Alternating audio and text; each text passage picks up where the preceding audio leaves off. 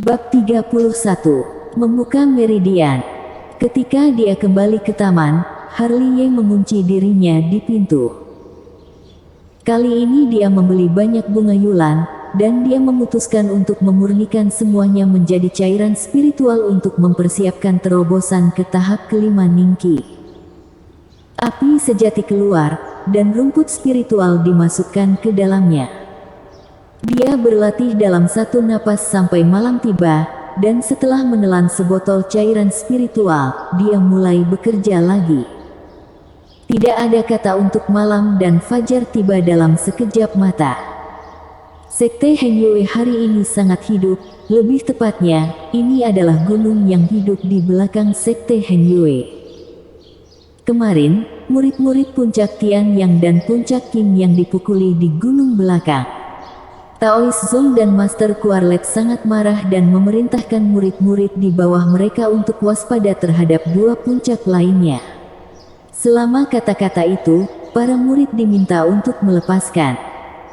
Seperti yang diharapkan Harley, gunung belakang Sekte Heng Yue menjadi medan perang dari tiga puncak utama. Akibatnya, ada fenomena sedemikian rupa sehingga setiap murid yang pergi untuk mengumpulkan rumput spiritual membawa batang besi hitam di tangannya. Kalau kamu memukulku, aku akan memukulmu kembali. Hampir semua murid yang terbentur getah memiliki mentalitas ini. Bodoh kehilangan tidak bisa dimakan dengan sia-sia, api di hatinya, tidak peduli apakah kamu pembunuhnya. Pukul saja, yang penting bisa melampiaskan depresi di hati. Ceritan dari gunung belakang menjerit seperti babi, dari fajar hingga senja, membuat para tetua murid Sekte Heng Yue bingung. Tiga puncak utama ini akan mengguncang langit. Sejak saat itu, gunung belakang tidak bisa masuk begitu saja. Tuhan tahu suatu saat aku akan ditampar getah. Terserah mau pukul siapa, yang penting jangan pukul aku.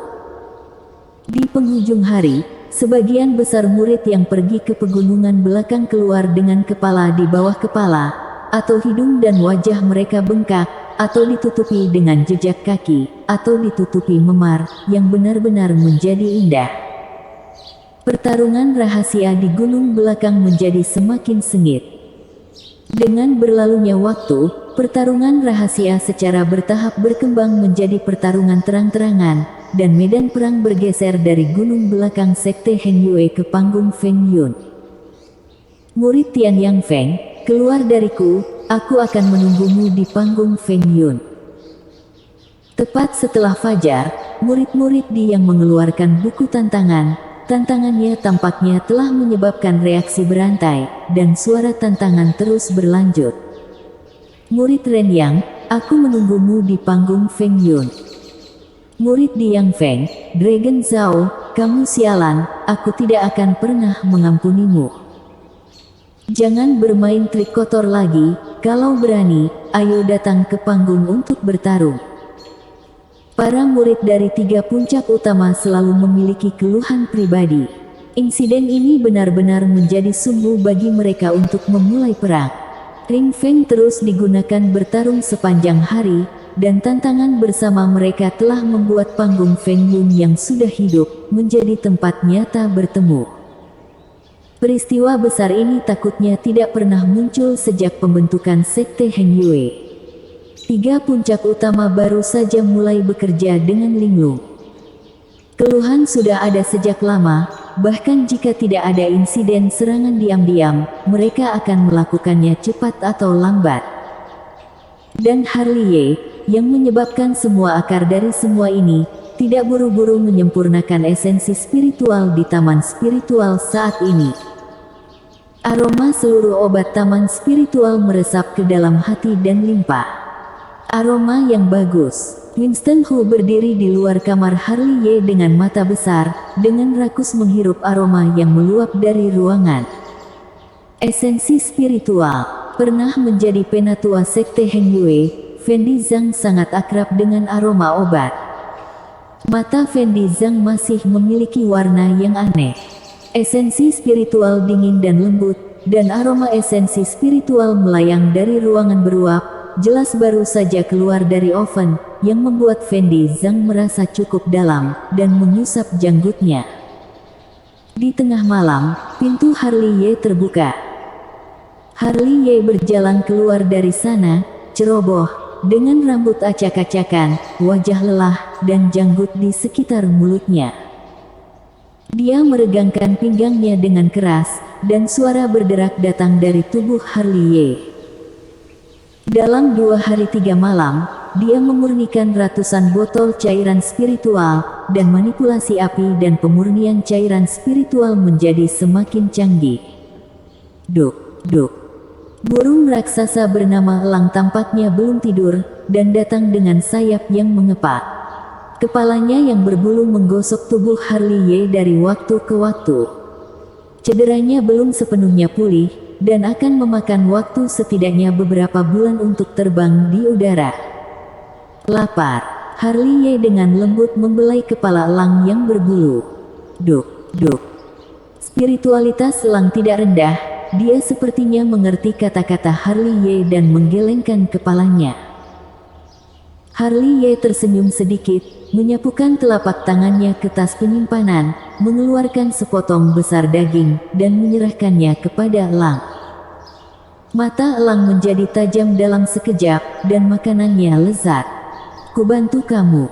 Harley Ye mengelus kepala elang lagi, lalu menyuntikkan sebotol esensi spiritual ke tubuh elang.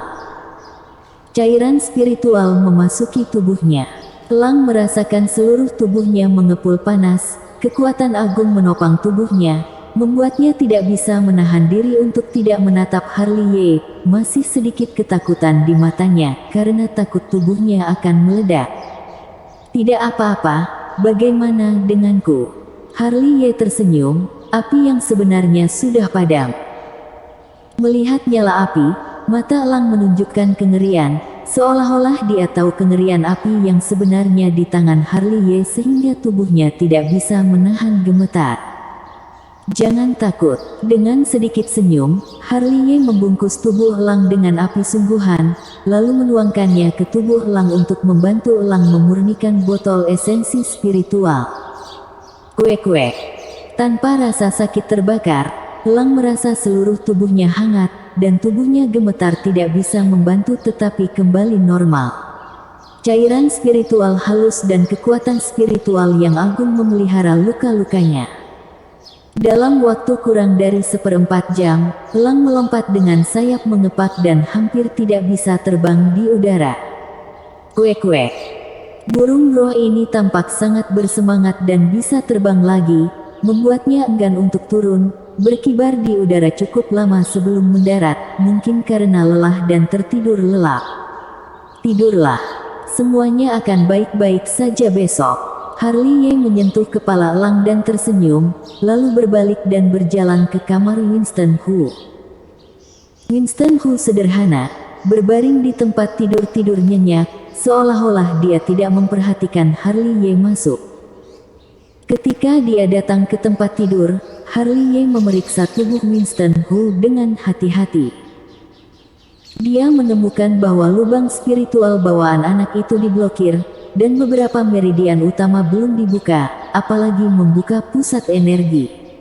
Dengan fisik seperti itu, jika dia tidak memiliki petualangan, dia akan ditakdirkan untuk tidak dapat menjadi kultivator dalam hidupnya.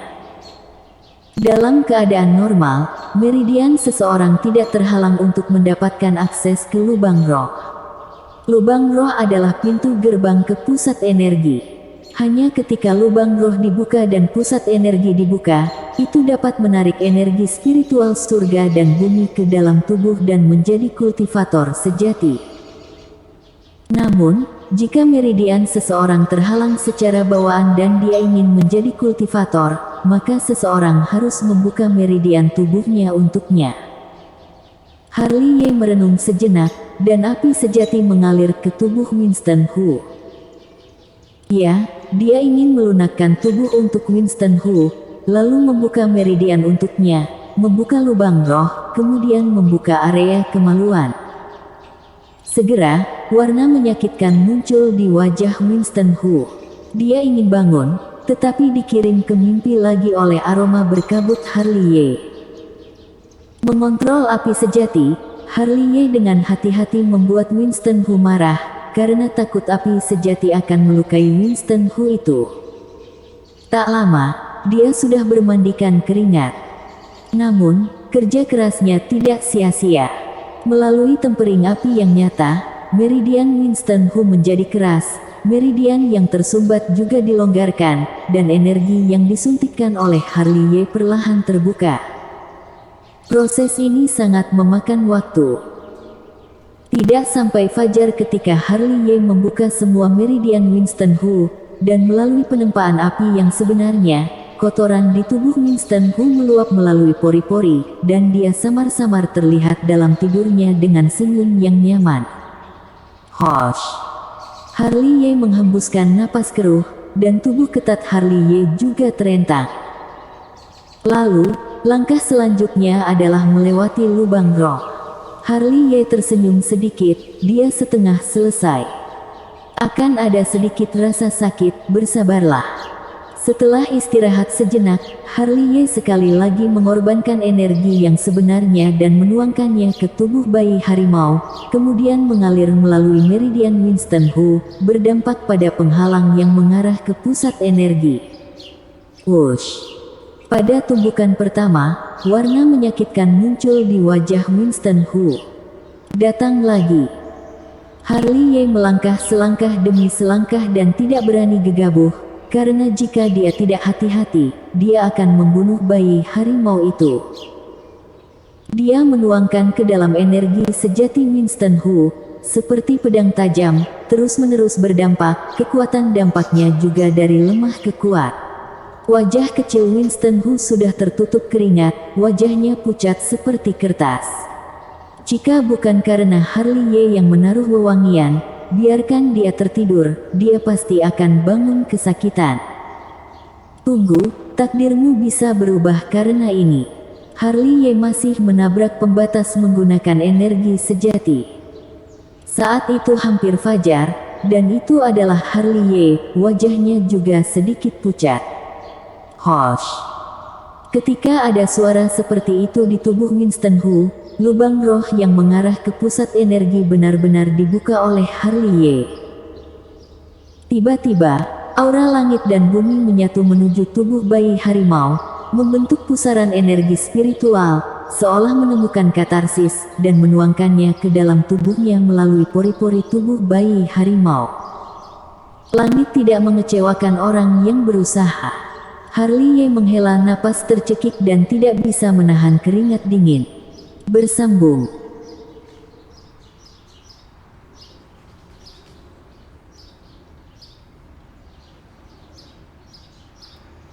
Bab 32, Paviliun Pustaka. Langit cerah. Harley Ye tidak beristirahat, dan mulai menyiapkan sarapan untuk Fendi Zhang dan Winston Hu. Pintu terbuka, dan Fendi Zhang berjalan dengan gemetar menggunakan kruk, dan ketika dia melihat Harley Ye, dia tersenyum lembut, "Anak muda, bangun pagi-pagi sekali." "Jika aku tidak bisa tidur, aku bangun." Harley Ye tersenyum bebas. "Sangat jarang melihat orang pekerja keras sepertimu." Senior bercanda. "Kakek." Percakapan keduanya terputus oleh Winston Hu yang tiba-tiba bergegas keluar. Winston Hu berjalan ke Fendi Zhang dan Harley Ye secara tidak dapat dijelaskan, menunjuk ke aliran udara di sekitar tubuhnya, memandang keduanya dengan bingung. "Ada apa denganku? Aku merasa ingin menggunakan sesuatu untuk masuk ke tubuhku, dan seluruh tubuhku hangat." "Aura." Fendi Zhang melihatnya, sedikit terkejut, dan buru-buru memeriksa tubuh Winston Hu. "Apa ini?" Fendi Zhang penuh dengan mata tercengang. Aku bisa berlatih." Winston Hu mengangkat kepalanya dan menatap Harley Ye dan Fendi Zhang. Ya, tentu saja." Fendi Zhang tampaknya lebih bersemangat daripada yang dia kira. "Mulai hari ini, kamu akan menjadi kultivator." Harley Ye menepuk pundak Winston Hu. Aku seorang kultivator." Winston Hu itu melompat kegirangan. Dia benar-benar anak yang lugu dan luar biasa. Dia melompat-lompat di taman spiritual, dan akhirnya berlari ke binatang spiritual bernama Elang, menari dengan tangannya. Elang kecil, aku bisa berlatih, dan aku bisa melindungimu di masa depan. Kuek-kuek. Elang tampaknya bisa mengerti, dan suaranya terdengar gembira. Tuhan punya mata. Fendi Zhang tersenyum dan menatap Winston Hu yang melompat. Kulitnya langsung membaik, seolah-olah dia beberapa tahun lebih muda. Harley Ye di samping menatap Winston Hu diam-diam. Dia juga senang untuk Winston Hu, tetapi dia juga sedikit berkonflik di hatinya. Apakah ini benar-benar baik untuknya? Jalan yang dilalui seorang kultivator jauh lebih sulit daripada jalan seorang manusia. Mengambil jalan ini berarti memiliki rentang hidup yang lebih panjang dari manusia, tetapi ketika memiliki umur panjang, itu juga disertai dengan kesepian. Jalan seorang kultivator lebih kejam. Harley Ye tidak tahu apakah benar atau salah mengubah takdir Winston Hu tanpa izin. Mungkin Winston Hu akan mengerti ketika dia benar-benar memahami kesulitan perjalanan kultivator. Menjadi manusia jauh lebih bebas dan mudah daripada menjadi kultivator. Setelah sarapan sederhana, Harley Ye berjalan keluar dari taman spiritual. Hari ini, dia tidak mengenakan jubah hitam. Karena dia tahu bahwa dia tidak perlu menutupi pada saat ini. Murid-murid dari 3 puncak utama sudah berjalan lancar. Bahkan jika dia tampak hidup di sekte Heng Yue, akan sulit bagi 3 puncak utama untuk fokus padanya. Namun, penampilannya masih menarik terlalu banyak perhatian orang. Setiap kali murid Heng Yue melihatnya, pasti akan menunjukkan ekspresi terkejut. Setelah lebih dari 100 cambuk api, apakah tidak apa-apa? Apakah dia seorang monster? Tidak ada bekas luka di sekujur tubuhku. Ini hanya beberapa hari. Apa? Ketika melihat Harley Ye muncul kembali, orang dari aula disiplin tiba-tiba bangkit, wajahnya dipenuhi dengan keterkejutan yang tak terkendali. Bukan hanya dia, tetapi puncak Tian Yang, Di Yang, dan Ren Yang, seluruh murid luar dan tetua sekte Heng Yue yang akan terkejut saat mendengarnya. Hanya dalam beberapa hari, semua bekas luka telah pulih. Sejak berdirinya sekte Heng Yue, tidak ada seseorang pernah melakukannya. Cepat, murid Ren Yang dan Tian Yang bertarung lagi di panggung Feng Yun. Aku dengar bahwa murid-murid Di Yang juga telah pergi. Aku mendengar bahwa kali ini masih ada murid dari basis kultivasi Yuan yang berpartisipasi dalam perang. Segera, sekelompok orang bergegas menuju panggung Feng Yun. Ini juga berarti bahwa kejutan pemulihan Harley Ye langsung diliputi oleh pertempuran 3 murid puncak utama di panggung Feng Yun. Tidak peduli seberapa panas panggung Feng Yun, Harley Ye tidak berhenti. Hari ini adalah hari di mana paviliun pustaka sekte Heng Yue dibuka untuk murid. Dia tidak ingin membuang waktu untuk melihat keseruannya. Di depan paviliun megah, Harley Ye berhenti. Dibandingkan dengan masa lalu, paviliun pustaka hari ini sunyi, dan tidak ada bayangan pribadi. Mungkin semuanya berlari ke panggung Feng Yun untuk menyaksikan kegembiraan. Tidak ada yang terjadi, jarang sepi. Dengan sedikit senyum, Harley Ye melangkah ke paviliun pustaka. Paviliun pustaka adalah wilayahnya sendiri, luas dan megah. Deretan rak buku dipenuhi dengan gulungan kuno. Ada sebanyak 100.000. Ini dikumpulkan dari sekte Heng Yue, meskipun mereka berada di peringkat lantai pertama, tapi itu juga merupakan hal yang berharga. Pria yang menjaga paviliun adalah pria tua yang buruk dengan janggut abu-abu dan rambut acak-acakan, dipanggil Master Hoshi. Penatua, Harley Ye membungkuk dengan hormat. Masuk, kartu identitas ada di sisiku.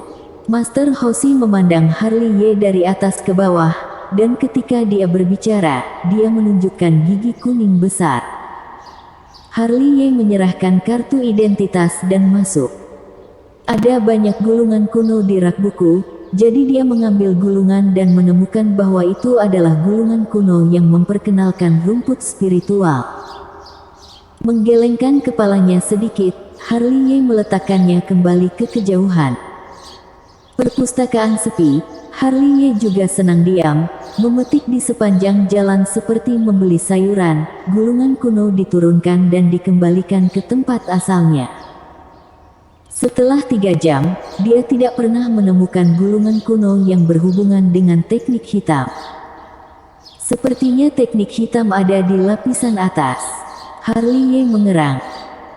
Di Sekte Heng Yue, murid magang hanya bisa memasuki lantai pertama paviliun pustaka, sedangkan untuk lantai atas, dia belum memiliki kualifikasi itu dalam statusnya saat ini. Agak kecewa, Harley Ye mengambil gulungan kuno dan membacanya lagi. Orang tua Hoshi, apakah merindukanku? Paviliun yang sunyi itu pecah oleh suara di pintu, dan sepertinya seseorang telah datang ke sini lagi. Bajingan kecil, curi sesuatu di sini lagi, hati-hati aku memukulmu. Suara kutukan Master Hoshi segera terdengar. Lihat apa yang kamu katakan, apakah aku orang seperti itu? Pergi. Setelah beberapa percakapan sederhana, Harley Ye yang sedang membaca buku-buku kuno, melihat seseorang datang. Tiba-tiba, sudut mulut Harley Ye berkedut, orang ini makan, dengan apa dia tumbuh? Jangan salahkan ekspresinya, tapi salahkan orangnya yang terlalu. Usianya sekitar 13 atau 14 tahun. Tingginya tidak setinggi Winston Hu, tapi umumnya tidak gemuk. Lemak di sekujur tubuhnya bergoyang saat dia berjalan. Dari kejauhan, dia tampak seperti benjolan. Selain itu, gaunnya adalah yang paling aneh yang pernah dilihat Harley Ye. Dia ditutupi 2 potong pakaian, celana besar di tubuh bagian bawah, rompi kecil di tubuh bagian atas, dengan mata kecil yang hampir tidak terlihat, dan dadanya besar, memiliki julukan si gemuk. Heng Yue banyak orang berbakat. Melihat pria kecil gemuk itu, Harley Ye menghela napas dengan penuh arti. Sambil berbicara, pria gemuk kecil itu sudah berjalan mendekat. Saat melewati Harley Ye, dia juga melihat ke atas dan ke bawah pada Harley Ye. Meskipun matanya kecil, mereka sangat fokus. Kenapa aku tidak pernah melihatmu? Pria kecil gemuk itu menyentuh dagunya yang gemuk. Aku baru saja datang. Pria gemuk kecil itu menanggapi dengan santai, kemudian berjalan mendekat. Namun, dia baru saja berjalan 2 langkah sebelum dia berjalan kembali. Hidungnya yang berdaging bergetar, kemudian dia mengendus seperti anjing. Segera, pria gemuk kecil itu mengendus Harley Ye. Api sejati. Pria kecil gemuk itu tiba-tiba mengangkat kepalanya, mata kecilnya bersinar dengan mata berapi-api, menatap Harley Ye. Apakah kamu memiliki api sejati? Bersambung.